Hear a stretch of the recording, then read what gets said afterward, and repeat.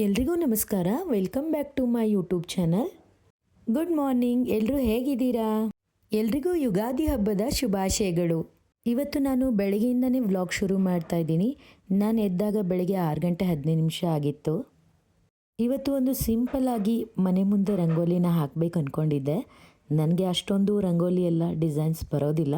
ಆದರೂ ಇವತ್ತು ಹಬ್ಬ ಅಲ್ವಾ, ಅದಕ್ಕೋಸ್ಕರ ಒಂದೇ ಒಂದು ಸಿಂಪಲ್ ಆಗಿರುವಂಥ ರಂಗೋಲಿನ ಹಾಕ್ತಾ ಇದ್ದೀನಿ.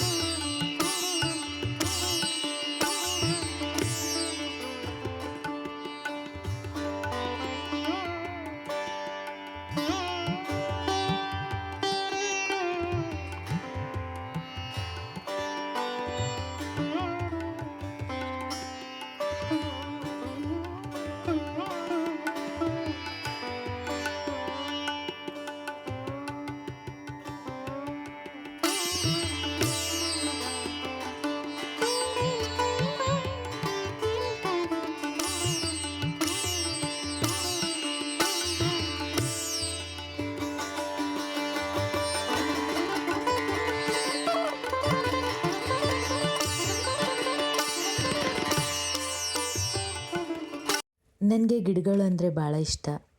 ಇದರಲ್ಲಿ ಸ್ವಲ್ಪ ಈರುಳ್ಳಿನ ಹಾಕಿದ್ದೀನಿ, ಸ್ವಲ್ಪ ಮೆಂತೆ ಕಾಳು ಕೂಡ ಹಾಕಿದ್ದೆ. ಅದೆಲ್ಲ ಸ್ವಲ್ಪ ಚಿಗುರು ಹೊಡೆದಿದೆ ನೋಡಿ. ಸ್ವಲ್ಪ ನೀರು ಹಾಕ್ತಾಯಿದ್ದೀನಿ.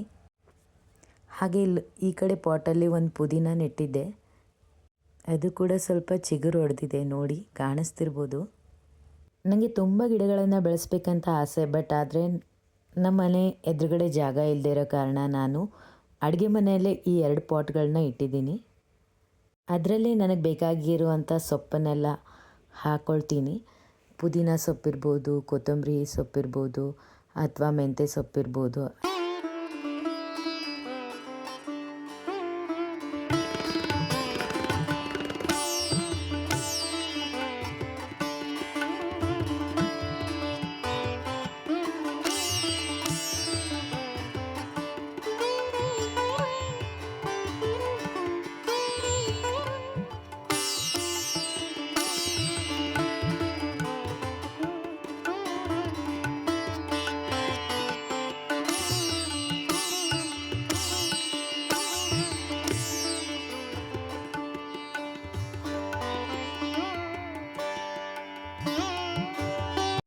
ಎಲ್ಲರ ಮನೆಯಲ್ಲೂ ಈ ಥರ ದೇವ್ರ ಮುಂದೆ ಇಟ್ಟಿರುವಂಥ ಪ್ಲೇಟು ಎಣ್ಣೆ ಜಿಡ್ಡಿಯಿಂದ ಕೂಡಿರುತ್ತೆ. ಇದೆಲ್ಲ ಒಂದು ಸ್ವಲ್ಪ ಅಂಟಂಟಾಗಿರುತ್ತೆ. ಈ ಎಣ್ಣೆ ಜಿಡ್ಡನ್ನ ಹೋಗಿಸ್ಬೇಕಂತಂದರೆ ಒಂದು ಸಿಂಪಲ್ ಆಗಿರುವಂಥ ರೆಸಿಪಿನ ಹೇಳ್ತೀನಿ. ನಾನು ಇದರಲ್ಲಿರೋ ಕಡ್ಡಿನೆಲ್ಲ ತೆಗೆದು ಕ್ಲೀನ್ ಮಾಡ್ತಾಯಿದ್ದೀನಿ. ಸಾಮಾನ್ಯವಾಗಿ ಎಲ್ಲರ ಮನೆಯಲ್ಲಿ ರಂಗೋಲಿ ಇದ್ದೇ ಇರುತ್ತೆ. ನಾನಿಲ್ಲಿ ಈ ರಂಗೋಲಿನ ಬಳಸಿ ಜಿಡ್ಡನ್ನು ಹೋಗಿಸ್ತಾ ಇದ್ದೀನಿ.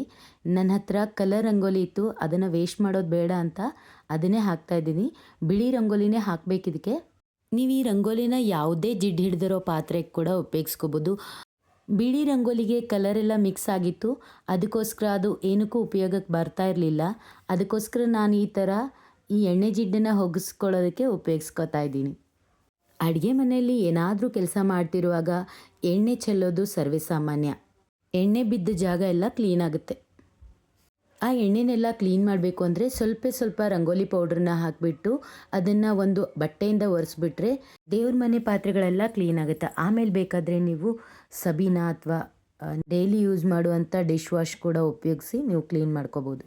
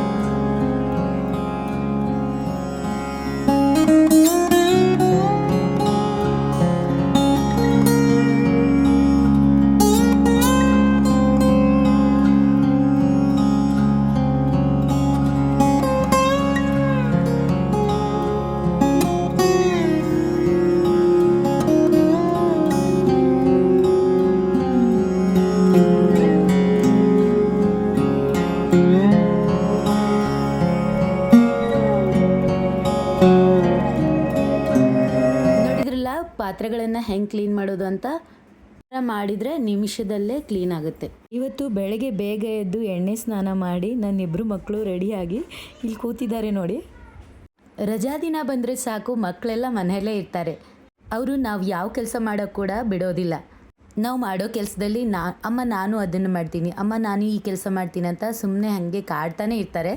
ಇವತ್ತು ನಾವು ಮಾವಿನ ತರಳನ್ನು ಕಟ್ಟಬೇಕಂತ ಇದ್ವಿ.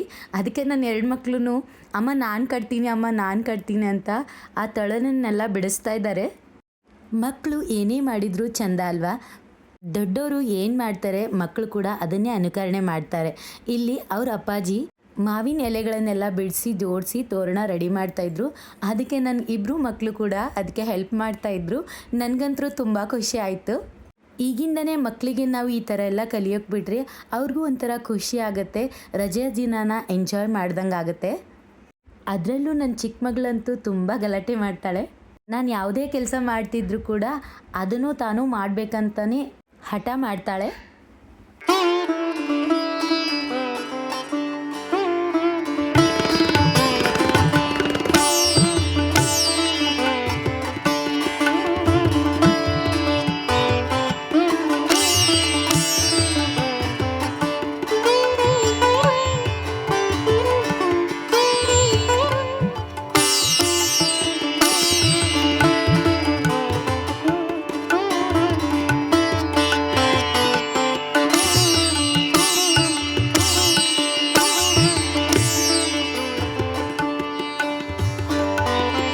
ಫೈನಲಿ ತೋರಣ ಎಲ್ಲ ರೆಡಿ ಆಯಿತು. ಅದನ್ನು ಮನೆ ಮುಂದೆ ಕಟ್ಟೋದೊಂದೇ ಬಾಕಿ. ನಾವು ತೋರಣ ಕಟ್ಟುವಾಗ ಆಲ್ರೆಡಿ 9:30 ಆಗಿ ಹೋಗಿತ್ತು.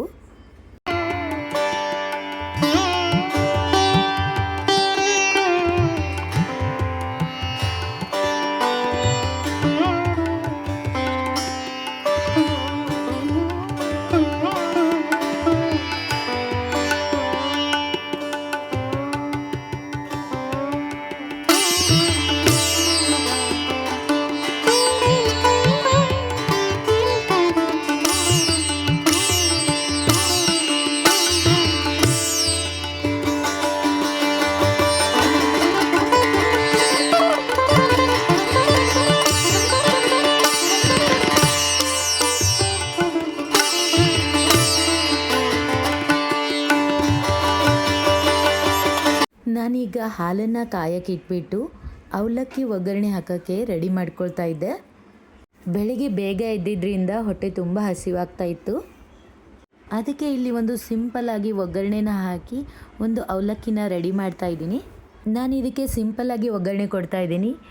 2 ಈರುಳ್ಳಿ, 4 ಹಸಿಮೆಣಸಿನ್ಕಾಯಿ, 1 ಟೊಮೆಟೊ, ಸ್ವಲ್ಪ ಕೊತ್ತಂಬರಿ ಸೊಪ್ಪು, ಒಂದು ಸ್ವಲ್ಪ ಕಡಲೆ ಬೀಜ ತೊಗೊಂಡಿದ್ದೀನಿ. ಇದಕ್ಕೆ ಒಂದು ಅರ್ಧ ನಿಂಬೆಹಣ್ಣು ಕೂಡ ತೊಗೊಂಡಿದ್ದೀನಿ. ಇಲ್ಲಿ ಒಂದು ಪಾತ್ರೆ ಇಟ್ಕೊಂಡು ಅದು ಕಾದ ನಂತರ ಅದಕ್ಕೆ 4 ರಿಂದ 5 ಟೇಬಲ್ ಸ್ಪೂನಷ್ಟು ಎಣ್ಣೆ ಹಾಕ್ಕೊಂಡೆ. ಒಂದು ಅರ್ಧ ಟೀ ಸ್ಪೂನಷ್ಟು ಸಾಸಿವೆ ಮತ್ತು ಅರ್ಧ ಟೀ ಸ್ಪೂನಷ್ಟು ಜೀರಿಗೆ, 1 ಕಪ್ನಷ್ಟು ಕಡಲೆ ಬೀಜ ಹಾಕ್ಕೊಂಡು ಚೆನ್ನಾಗಿ ಮಿಕ್ಸ್ ಮಾಡಿಕೊಂಡು, ಮತ್ತು ಅದಕ್ಕೆ ಒಂದು ಸ್ವಲ್ಪ ಈರುಳ್ಳಿ, ಮೆಣಸಿನ್ಕಾಯಿ, ಹಾಗೆ ಒಂದು ಸ್ವಲ್ಪ ಟೊಮೆಟೊ ಹಾಕ್ಕೊಂಡು ಅದನ್ನ ಸ್ವಲ್ಪ ಹೊತ್ತು ಫ್ರೈ ಮಾಡಿಕೊಂಡು, ಅದಕ್ಕೇ ಒಂಚೂರು ಅರಿಶಿನ ಪುಡಿ ಮತ್ತು ಒಂದು ಸ್ವಲ್ಪ ಉಪ್ಪು ಹಾಕ್ಕೊಂಡು ಚೆನ್ನಾಗಿ ಫ್ರೈ ಮಾಡಿಕೊಂಡೆ. ಅದಕ್ಕೇ 1 ಸ್ಪೂನಷ್ಟು ಸಕ್ಕರೆ ಹಾಕ್ಕೊಂಡು ಅರ್ಧ ನಿಂಬೆಹಣ್ಣು ಹಿಂಡ್ಕೊಂಡ್ಬಿಟ್ಟು ನೆನೆಸಿರೋ ಅವಲಕ್ಕಿನ ಅದಕ್ಕೆ ಹಾಕಿಬಿಟ್ಟು ಮೇಲ್ಗಡೆ ಕೊತ್ತಂಬರಿ ಉದುರಿಸ್ಬಿಟ್ರೆ ಅವಲಕ್ಕಿ ಸಿಂಪಲ್ಲಾಗಿ ರೆಡಿ ಆಯಿತು.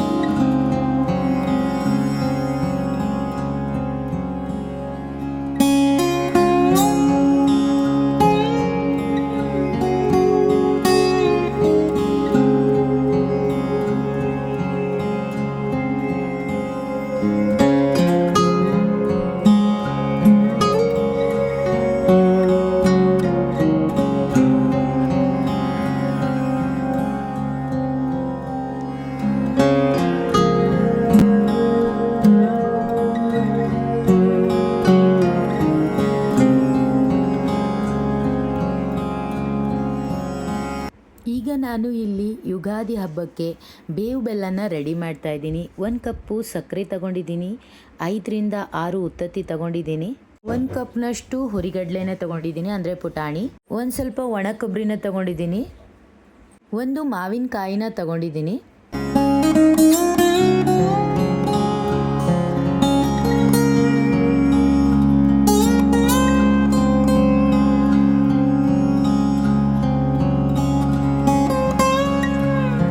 ಇಲ್ಲಿ ನಾನು ಮೊದಲೇ ಮಾವಿನಕಾಯಿನ ತುರಿತಾ ಇದ್ದೀನಿ, ಏಕೆಂದರೆ ಅದು ಒಂದು ಸ್ವಲ್ಪ ಹಸಿಯಾಗಿರುತ್ತಲ್ಲ, ಅದರಲ್ಲಿರೋ ಸ್ವಲ್ಪ ನೀರಿನ ಅಂಶ ಕಡಿಮೆ ಆಗಲಿ ಅನ್ನೋಕ್ಕೋಸ್ಕರ ಮೊದಲೇ ತುರಿತಾ ಇದ್ದೀನಿ. ಇದನ್ನು ನಮ್ಮಮ್ಮ ಊರಿಂದ ತಂದುಕೊಟ್ಟಿದ್ರು, ನಮ್ಮದೇ ಆದಂಥ ಗಿಡದಲ್ಲಿ ಬೆಳೆದಿರೋದಿದು. ಇದನ್ನ ತಂದುಕೊಟ್ಟು ಆಗಲೇ 15 ದಿನ ಆಗೋಗಿತ್ತು. ಇದು ಸ್ವಲ್ಪ ಹಣ್ಣಾಗಿತ್ತು, ಸ್ವಲ್ಪ ಹಸಿದಿರೋದನ್ನು ನೋಡಿಕೊಂಡು ಹಾಕೊಳ್ತಾ ಇದ್ದೀನಿ.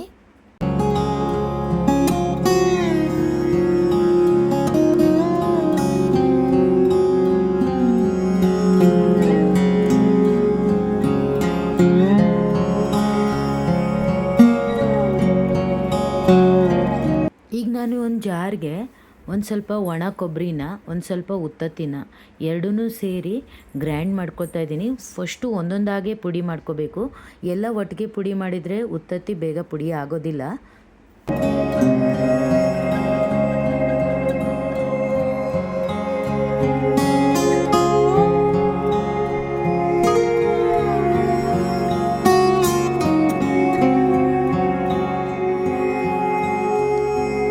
ಈಗ ಅದೆಲ್ಲ ಪುಡಿ ಆದಮೇಲೆ ನಾನು ಒಂದು ಪ್ಲೇಟಿಗೆ ತಕ್ಕೊಂಡು ಅದೇ ಜಾರ್ಗೆ 1 ಕಪ್ನಷ್ಟು ಹುರಿಗಡಲೆ ಮತ್ತು 1 ಕಪ್ನಷ್ಟು ಸಕ್ಕರೆ, ನೀವು ಸಿಹಿ ಜಾಸ್ತಿ ತಿಂತಿದ್ರೆ ಅಂದರೆ ಕ್ವಾಂಟಿಟಿನ ಜಾಸ್ತಿ ಮಾಡ್ಕೋಬೋದು. ಅದಕ್ಕೇ 2 ರಿಂದ 3 ಏಲಕ್ಕಿ ಕೂಡ ಹಾಕ್ಕೊಂಡಿದ್ದೀನಿ. ಇದನ್ನು ಸಪ್ರೇಟಾಗಿ ಗ್ರೈಂಡ್ ಮಾಡಿದ ಮೇಲೆ ಮತ್ತೆ ಮೊದಲೇ ಹಾಕಿರುವಂಥ ಪುಡಿನೂ ಮತ್ತು ಈ ಪುಡಿನೂ ಎರಡೂ ಸೇರಿಸಿ ಮತ್ತೆ ತಿರ್ಗಾ ಇನ್ನೊಂದು ಸತಿ ಗ್ರೈಂಡ್ ಮಾಡಿದ್ದೀನಿ.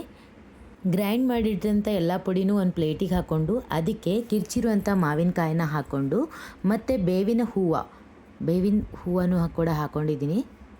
ಎಲ್ಲನೂ ಚೆನ್ನಾಗಿ ಮಿಕ್ಸ್ ಮಾಡಿದ್ದೀನಿ. ಇದಕ್ಕೆ ಮೇಲೆ ಡ್ರೈ ಫ್ರೂಟ್ಸ್ ಹಾಕಿಬಿಟ್ರೆ ನಿಮ್ಗೆ ಯಾವುದು ಇಷ್ಟ ಆಗುತ್ತೆ ಆ ಡ್ರೈ ಫ್ರೂಟ್ಸ್ನ ನೀವು ಹಾಕ್ಕೊಳ್ಳಿ. ನಾನಿಲ್ಲಿ ಬಾದಾಮಿ ಗೋಡಂಬಿ ಎರಡೇ ಹಾಕಿದ್ದೀನಿ. ನೀವು ಇದನ್ನು 15 ದಿನವರೆಗೂ ಸ್ಟೋರ್ ಮಾಡಿ ಇಡ್ಬೋದು, ಯಾವುದೇ ಥರ ಹಾಳಾಗಲ್ಲ.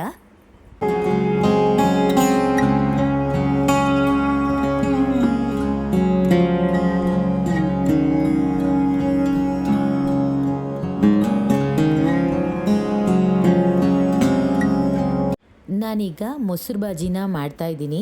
ಅದಕ್ಕೆ 1 ಸೌತೆಕಾಯಿ, 1 ಈರುಳ್ಳಿ, 1 ಟೊಮೆಟೊ ತೊಗೊಂಡು ಎಲ್ಲನೂ ಸಣ್ಣದಾಗಿ ಹೆಚ್ಚ್ತಾ ಇದ್ದೀನಿ. ಬೇಸಿಗೆ ಕಾಲ ಇರೋದ್ರಿಂದ ನಾನು ಇಲ್ಲಿ ಒಂದು ಪೂರ್ತಿ ಸೌತೆಕಾಯಿನ ತಗೊಂಡಿದ್ದೀನಿ. ಮತ್ತು ನಿಮಗೆ ಬೇರೆ ಯಾವುದಾದ್ರೂ ತರಕಾರಿ ಹಿಡಿಸಿದ್ರೆ ಅದನ್ನು ಕೂಡ ನೀವು ಇದಕ್ಕೆ ಹಾಕ್ಬೋದು. ನಾನಿಲ್ಲಿ ಒಂದು ಪಾತ್ರೆ ತಗೊಂಡು ಅದಕ್ಕೆ ಸೌತೆಕಾಯಿ, ಈರುಳ್ಳಿ, ಟೊಮೆಟೊ ಹಾಕ್ತಾಯಿದ್ದೀನಿ. ಇದಕ್ಕೇ 1 ಕಪ್ಪಷ್ಟು ಮೊಸರು ಹಾಕ್ತಾಯಿದ್ದೀನಿ. ಅದರಲ್ಲೇ ಸ್ವಲ್ಪ ನೀರು ಹಾಕಿಬಿಟ್ಟು ಅದನ್ನೇ ತಿರ್ಗಾ ಮತ್ತೆ ಹಾಕ್ತಾಯಿದ್ದೀನಿ. ಇದಕ್ಕೇ ಅರ್ಧ ಟೀ ಸ್ಪೂನಷ್ಟು ಉಪ್ಪು, 1 ಟೀ ಸ್ಪೂನಷ್ಟು ಸಕ್ಕರೆ. ನೀವು ಸಿಹಿ ತಿಂತೀನಂದರೆ ಸಕ್ಕರೆ ಹಾಕ್ಕೊಳ್ಳಿ, ಇಲ್ಲಾಂದರೆ ಸ್ಕಿಪ್ ಮಾಡ್ಬೋದು. ಇದೆಲ್ಲನೂ ಮಿಶ್ರಣ ಮಾಡಿದ ಮೇಲೆ ಮೊಸರು ಬಾಜಿ ರೆಡಿ. ಎಷ್ಟು ಸಿಂಪಲ್ ಆಗಿದೆ ಅಲ್ವಾ ಮೊಸರು ಬಾಜಿ? ನೀವು ಕೂಡ ಮಾಡ್ಕೊತೀನಿ.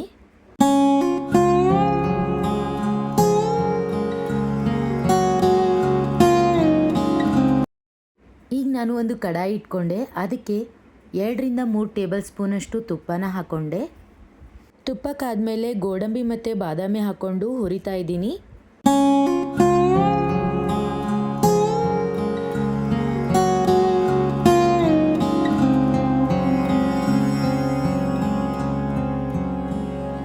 ಹುರಿದಿರೋ ಗೋಡಂಬಿ ಬಾದಾಮಿನ ಒಂದು ಪ್ಲೇಟಿಗೆ ತೆಕ್ಕೊಂಡು ಸೈಡ್ಗೆ ಇಟ್ಕೊಳ್ಳಿ. ಅದೇ ಕಡಾಯಿಗೆ 1 ಕಪ್ನಷ್ಟು ಶಾವಿಗೆ ಹಾಕ್ಕೊಂಡು ಹುರಿತಾ ಇದ್ದೀನಿ. ಶಾವಿಗೆನ ನೋಡ್ಕೊಂಡು ಹುರಿರಿ, ಬೇಗ ಕೆಂಪಾಗಿಬಿಡುತ್ತೆ ಶಾವಿಗೆ, ಅದು ಸೀದೋಗೋ ಚಾನ್ಸಸ್ ಕೂಡ ಇರುತ್ತೆ. ಅದಕ್ಕೇ 1 ಗ್ಲಾಸ್ನಷ್ಟು ಹಾಲನ್ನು ಹಾಕ್ಕೊಳ್ತಾ ಇದ್ದೀನಿ.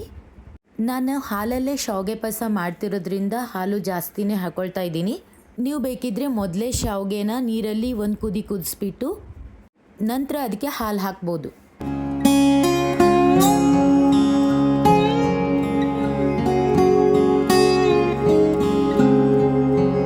ಮತ್ತು ನಾನು ಇದಕ್ಕೆ ಅರ್ಧ ಟೀ ಸ್ಪೂನಷ್ಟು ಏಲಕ್ಕಿ ಪೌಡ್ರನ್ನ ಹಾಕ್ತಾಯಿದ್ದೀನಿ. ಇದಕ್ಕೆ ಫ್ಲೇವರ್ ತುಂಬ ಚೆನ್ನಾಗಿ ಬರುತ್ತೆ. ಯಾವುದೇ ಸ್ವೀಟ್ ಮಾಡಿದರೂ ಏಲಕ್ಕಿ ಹಾಕಲೇಬೇಕು. ಏಲಕ್ಕಿ ಹಾಕೋದ್ರಿಂದ ಫ್ಲೇವರ್ಸು ಚೆನ್ನಾಗಿ ಬರುತ್ತೆ, ಟೇಸ್ಟ್ ಕೂಡ ಆಗುತ್ತೆ. ಈಗ ನಾನು ಇದಕ್ಕೆ ಮೊದಲೇ ಹುರಿದಿಟ್ಕೊಂಡಿದ್ವಲ್ಲ ಗೋಡಂಬಿ ಮತ್ತು ಬಾದಾಮಿ, ಅದನ್ನು ಸೇರಿಸ್ಕೊಳ್ತಾ ಇದ್ದೀನಿ. ಇದನ್ನು ಒಂದು ಕುದಿಯೋವರೆಗೂ ಬಿಡಬೇಕು.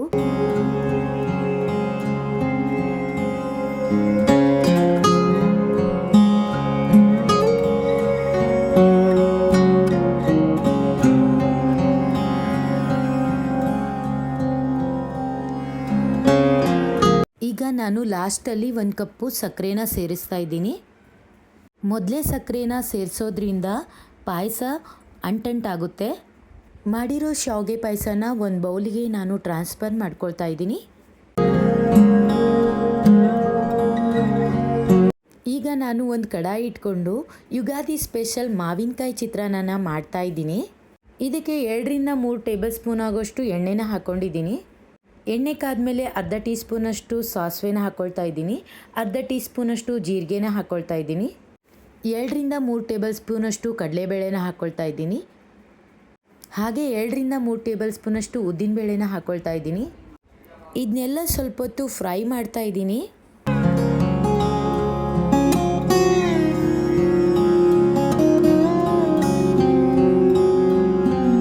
ಮತ್ತು ಇದಕ್ಕೇನೆ 2 ಈರುಳ್ಳಿನ ಹಾಕ್ಕೊಳ್ತಾ ಇದ್ದೀನಿ. ಮತ್ತು ಉದ್ದಾಗಿ ಹೆಚ್ಚಿರುವಂಥ ಹಸಿಮೆಣಸಿಕಾಯಿನ ಹಾಕ್ಕೊಂಡು ಇದನ್ನು ಸ್ವಲ್ಪ ಹೊತ್ತು ಫ್ರೈ ಮಾಡ್ತಾ ಇದ್ದೀನಿ. ಯಾಕಂದರೆ ಈರುಳ್ಳಿ ಸ್ವಲ್ಪ ಕೆಂಪು ಬಣ್ಣ ಬರೋವರೆಗೂ ಫ್ರೈ ಮಾಡಬೇಕಾಗುತ್ತೆ.